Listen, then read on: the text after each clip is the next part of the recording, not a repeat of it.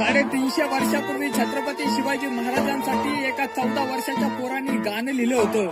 ते गाणं कोणतं आणि कोणी लिहिलं शेवटपर्यंत पाहताल तर नक्कीच समजेल. 14 वर्षाचं ते पोरग महाराजांना भेटायला सुटे. त्यांच्या डोळ्यासमोर फक्त काटा खोऱ्यांचा घाटे. एका गावामध्ये जाऊन एका व्यक्तीला विचारतो, अहो सांगा दादा मला महाराज भेटतील कुठे. महाराज भेटतील तुला, ये बाळा त्या रायगडावरती जाऊन. एक मावळ बसलेला असतो रायगडाला पहारा ठेवून. मला महाराजांना भेटायचंय, मी कवी लेखक आहे. मग जा परत महाराजांसाठी एक गाणं ये लिहून. पोरग जातो परत महाराजांसाठी गाणं येतो लिहून. ते गाणं ऐकल्यावर मावळा महाराजांकडे जातो घेऊन. महाराज म्हणतात त्याला, बाळा काय काम काढलं तुमच्यासाठी गाणं लिहिलंय महाराज, दाखवू का गाऊन. कवी भूषण त्याचं नाव, ते गाणं गात सुटले. त्या गाण्याने महाराजांच्या अंगाला शहारे फुटले. महाराजांच्या जीवनामध्ये राजांना पहिले गाणे पटले. आणि ऐका माझ्या मावळ्यानो ते गाणं आहे कुठले.